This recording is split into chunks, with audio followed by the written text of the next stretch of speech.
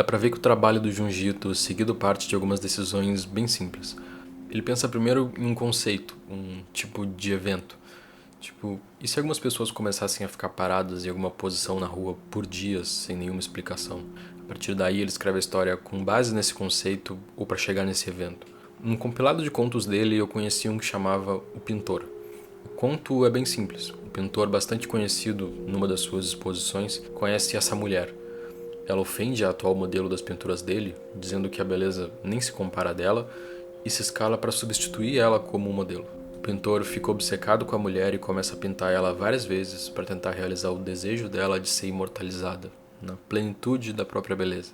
Sendo uma história do Junji Ito, tem um pico em que ela vai ficando mais e mais bizarra, até o fim repulsivo num nível além do que se poderia imaginar.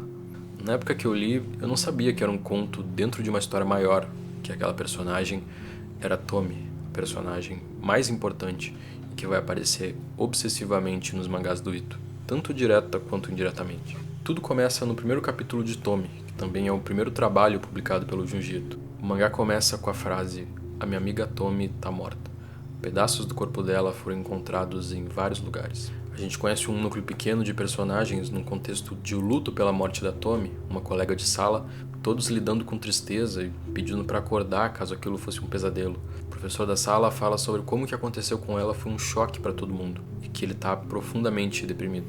Que dali para frente eles teriam que dar um jeito de dar significado para aquilo, porque a Tomi não iria voltar.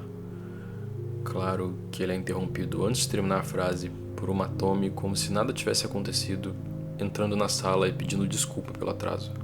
Nas 3 primeiras páginas se cria uma impressão sobre a história de que ela seria sobre o luto de uma comunidade em volta de uma tragédia, talvez lidando também com o horror na figura do causador da tragédia, e a força que o coletivo teria para combater ele, tendo como ajuda também a lembrança da amiga que morreu mais cedo do que deveria. Seria uma história sobre superar e dar significado, mas o que aconteceu com a Tomi não tem significado. Mais tarde, o mangá mostra como praticamente todo mundo na sala está envolvido de algum jeito e tem culpa pelo que aconteceu com a Tomi. Então ela aparecia ali na frente como se nada tivesse acontecido, como se recusando não só a morrer, mas também a ser a fonte de luto que daria força e motivação na história de outras pessoas, deixa todo mundo perturbado.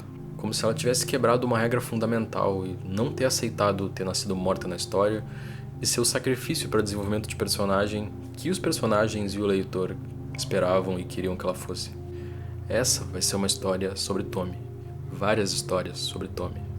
A ideia base é como se fosse: e se uma pessoa que foi morta simplesmente aparecesse de novo entre as pessoas que mataram ela, como se tivesse sido tudo um sonho? A partir daí, cada capítulo expande o alcance dessa pergunta para um nível mais absurdo. E se ela fizesse com que todo mundo que olha para ela ficasse obcecado, para bem ou para mal, e acabasse matando ela no final?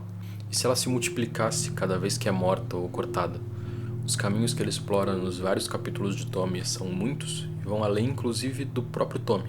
O mangá foi publicado ao longo de 13 anos, durante os quais o Ito foi desenvolvendo a própria linguagem e também os próprios vícios e obsessões. Os principais mangás dele, que foram também escritos durante esse período, têm tópicos, personagens e acontecimentos que são totalmente rimas com Tomi. O tipo de personagem feminina e o relacionamento disfuncional de Gio, assim como o efeito magnético de atração da espiral em Uzumaki. No capítulo em que os cabelos criam vida própria e crescem até as pessoas morrerem em Uzumaki, tá também o capítulo em que a menina coloca o cabelo da Tomi e começa a mudar até ser totalmente consumida pelo corpo e pela personalidade dela. Assim como o capítulo da personagem com um sinal de espiral que deixa todo mundo em volta obcecado com ela. Uzumaki é um mangá sobre obsessão, e a Tomi, como uma obsessão pessoal do Ito, que ele desenha várias vezes ao longo de mais de uma década, está intimamente ligada com ele. A história do pintor reflete um pouco a dificuldade que ele mesmo passou desenhando a personagem por horas e horas na intenção de que ela passasse exatamente o que ele queria.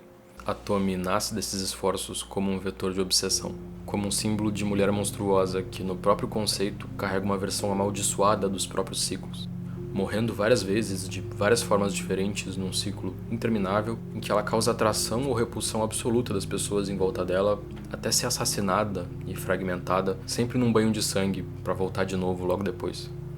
Também como um rascunho sendo riscado, jogado fora e recomeçado várias vezes.